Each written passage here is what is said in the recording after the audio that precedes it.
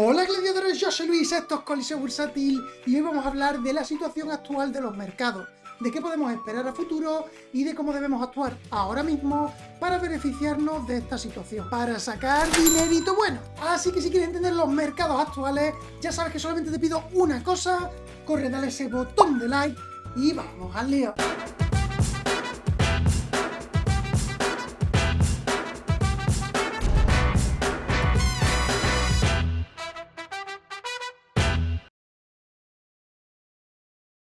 Bueno, gladiadores, pues como sabréis, actualmente tenemos algunos de los stocks más populares en caída libre. Por ejemplo, las cotizaciones de Apple, Tesla o NIO han caído sustancialmente en las últimas 2 semanas. Y esto, junto al agotamiento del mercado y algunos otros factores, ha llevado a algunos economistas a pensar que podemos estar ante la peor crisis que hemos sufrido desde 1929, el crash del 29. Y así hoy en día podemos ver constantemente muchísimos términos que salen en todas las páginas web y noticias económicas que vemos y que yo creo que debemos analizar y entender para tener una imagen bastante más clara de qué es lo que está pasando actualmente. El primer término que habréis escuchado muchísimo es el Super Debt Cycle, o lo que es lo mismo, el superciclo de la deuda. Es decir, un ciclo que lo único que hace es mostrarnos las fluctuaciones del crédito en una economía. Este ciclo se inicia con niveles de deuda muy bajos y hacia el final, conforme progresamos, el nivel de deuda va creciendo. Cada vez tenemos más niveles de crédito hasta que llegamos a un crash del sistema de crédito y por lo tanto un reseteo de todo el ciclo. Y estos superciclos de la deuda son muy amplios, suelen durar de en torno a 50 a 75 años. Con lo cual, a lo largo de nuestra vida de inversores nos vamos a encontrar solamente con uno o dos de estos ciclos. Y uno de los autores que yo más valoro y que a mí más me gustan, Ray Dalio, creen que estamos al final de uno de estos superciclos de la deuda. Y aquí, aunque podremos hablar de muchísimos factores para justificar la opinión de que estamos al final de uno de estos superciclos de la deuda, como por ejemplo la productividad americana, es decir, el Producto Interior Bruto que está produciendo los Estados Unidos, o los niveles de crédito americano que están, por ejemplo, en máximos históricos. Sin embargo, hoy me gustaría poner el acento y centrarnos un poco más en los tipos de interés. Y es que este es un tema del que también se está hablando muchísimo, y es que el coste de pedir dinero prestado, de pedir crédito, está en mínimos históricos, o al menos ha estado en mínimos históricos hasta hace muy poco. El tema de los tipos de interés y de cómo se relacionan estos tipos de interés con las burbujas y con las recesiones ya lo hemos tocado anteriormente en estos vídeos de aquí que sacamos. Aquí os dejo el enlace por si queréis verlo y revisarlo. Las tasas de interés están controladas por los bancos centrales y en el caso de Estados Unidos por el Banco de la Reserva Federal Americana. Sin embargo, podríamos preguntarnos por qué los bancos bajan los tipos de interés, ya que a priori parecería que iría en contra del interés del banco prestar dinero con un interés más bajo cuando podría cargar un interés más alto. Obvio, ¿no? Sin embargo, al bajar los tipos de interés, lo que se hace es ayudar a la economía a crecer. Es decir, la gente comienza a pedir dinero para comprar diversos tipos de activos o para comprar cualquier otro tipo de bienes. Es decir, bajando los tipos de interés, lo que hacemos es incentivar el gasto de consumo. Sin embargo, hay un límite para los trucos que los bancos centrales pueden sacarse de la chistera. Es decir, hay un límite de lo que pueden estirar este tipo de medidas. Por lo cual llega un punto en el que bajar los tipos de interés y seguir imprimiendo dinero no surte ningún tipo de efecto en la economía. Si miramos un momento el gráfico que os voy a poner en pantalla, nos damos cuenta de que podemos ver claramente pues, la crisis del 2008, la crisis del 2020, pero si ampliamos un poco la visión y vemos el gráfico un poco a vista de pájaro, vemos que la tendencia general ha sido alcista desde 1932. Sin embargo, cualquier inversor medianamente responsable sabe que el mercado no puede subir indefinidamente. Es decir, en algún momento tiene que corregirse. Y a lo que me refiero, gladiadores, no es una corrección normal, sino un buen hachazo al precio. Que se vea bien en el gráfico que hay una buena caída. Es decir, lo que estamos intentando buscar en el gráfico es si este es el inicio del final del superciclo de deuda. Porque si no es, esto supondría que todavía al mercado le queda mucho más que caer y además que con esta caída del mercado acontecería un nuevo sistema de crédito. Y aquí realmente es donde surgiría el miedo, porque con una nueva política monetaria subirían los tipos de interés, como estamos viendo actualmente. Y con esta nueva subida de los tipos de interés, ¿qué es obviamente lo que sube? Pues los bonos del Estado, la venta de la deuda del Estado. ¿Y qué es lo que pasa cuando los bonos suben? Cuando los bonos son más atractivos, pues que mucha inversión que iría destinada al mercado de valores se destina ahora a los bonos y por lo tanto el mercado de valores tiende a caer. Y este es el motivo principal por el que los bonos se relacionan con el mercado de valores. Ya que si los bonos son una inversión muy segura y cada vez dan más rentabilidad, ¿para qué voy yo o cualquier otro inversor a arriesgar mi dinero en el mercado de valores cuando los bonos, que son una inversión muy segura, me dan una rentabilidad similar? De esta manera, cuanto más sube el interés en los bonos, cuanto más rentabilidad nos produce año tras año un bono, menos interés tendrán los inversores en arriesgar su dinero en el mercado de valores. Y aunque actualmente esta situación es muy lejana, es decir, una situación en la que los bonos ofrezcan una rentabilidad similar a la del mercado de valores, sí es cierto que los bonos han sufrido una subida y se prevé que para finales del 2021 el bono americano a 10 años ofrezca una rentabilidad del 1,9%. Es decir, ya va a haber muchos inversores que se van a plantear si deciden invertir en este tipo de bonos que ofrecen una rentabilidad fija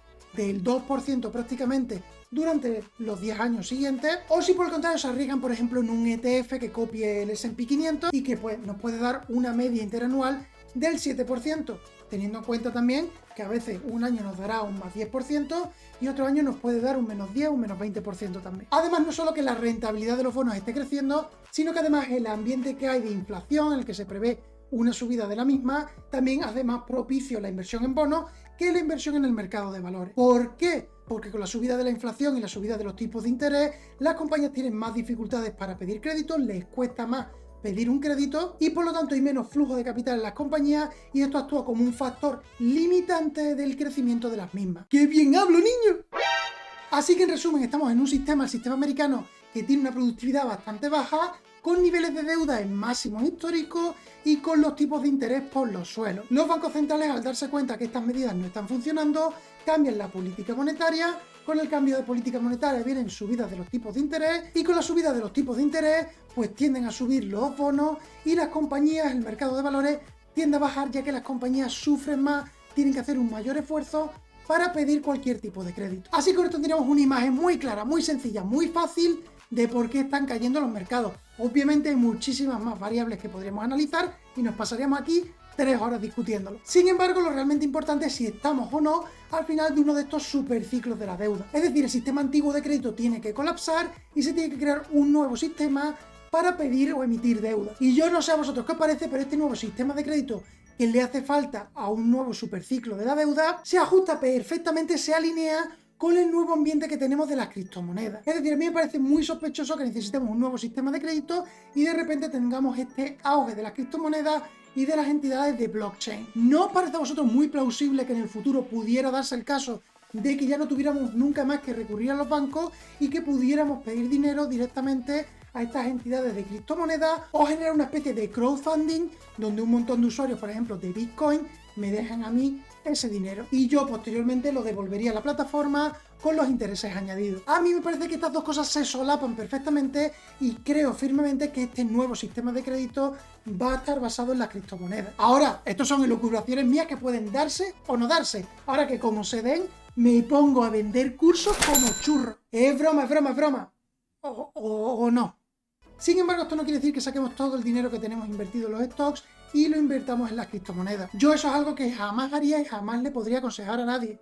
Sin embargo, sí creo que las criptomonedas, como ya he dicho en alguna ocasión, pueden convertirse en dinero. Es decir, puede llegar el día no muy lejano en el que, por ejemplo, Bitcoin se convierta en dinero. Pero dinero en el sentido que la economía describe el dinero, es decir, con las 4 funciones principales del dinero. Para aquellos que esto os esté sonando a chino, os voy a dejar abajo en la descripción un vídeo de Juan Ramón Rayo, que para mí es uno de los mejores economistas españoles, al que sigo desde hace muchísimo tiempo y al que le tengo muchísimo respeto. Así que si quieres entender cómo podría transformarse el Bitcoin en dinero, ahí abajo tenéis un vídeo de 10. Y vosotros estaréis llevando las manos a la cabeza pensando que con estos nuevos sistemas de crédito y el auge de las criptomonedas, pues el fin de los stocks está cerca. Y nada más lejos de la realidad, a mi entender todavía queda muchísimo campo que recorrer, ya que no tenemos ningún tipo de regulación legal, ni ninguna estructura regulatoria para todo este tipo de transacciones. Es decir, estamos en los inicios del camino, y de aquí a tener un marco que pueda sustentar todas estas operaciones y transacciones con Bitcoin, por ejemplo, queda muchísimo camino. Hay muchísimo que regular, muchísimo que legislar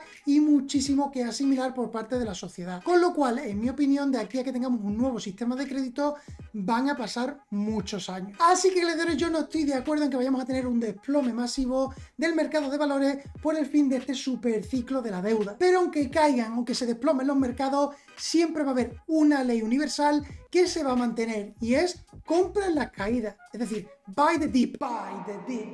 Así que recuerda, cuando los mercados estén cayendo, cuando todo el mundo esté en pánico, cuando la economía entra en crisis, es cuando queremos realmente empezar a comprar compañías de calidad, compañías con muy buena hoja de balance, compañías muy baratas con un PER ridículo. Si os atenéis a esta regla y ponéis el esfuerzo necesario para investigar las compañías, os puedo asegurar que haya una crisis o no, final de un ciclo económico, recesión o no recesión, burbuja o no burbuja, vosotros vais a ganar dinero de aquí a 5 años. Y no un poco de dinero, ojo, mucho dinero, porque cuando las cosas se hacen bien, normalmente, salvo que tengamos muy mala suerte, tenemos rentabilidades muy buenas. Bueno, líderes, pues hasta aquí el vídeo de hoy. Espero que os haya gustado y os haya servido, que es lo más importante. Y recordad que podéis seguir ayudándome a mí, ayudando a crecer el canal, ayudando a este proyecto gratuito con una acción tan fácil, tan sencilla, tan barata como darle a ese botón de like, compartir, suscribiros, y así podréis seguir recibiendo más sensual y horripilante contenido todas y cada una de las semanas. Nos vemos la semana que viene, no me faltéis, ¿eh? ¡Adiós! Las acciones producen mejor retorno que otras inversiones. Los pasados 60 años, las acciones han tenido un retorno sobre 10% anual. Los bonos, 6%, las letras de tesoro, depósitos bancarios, alrededor del 3%. Esto no parece una gran diferencia, pero el poder del interés compuesto hace una diferencia enorme con el tiempo.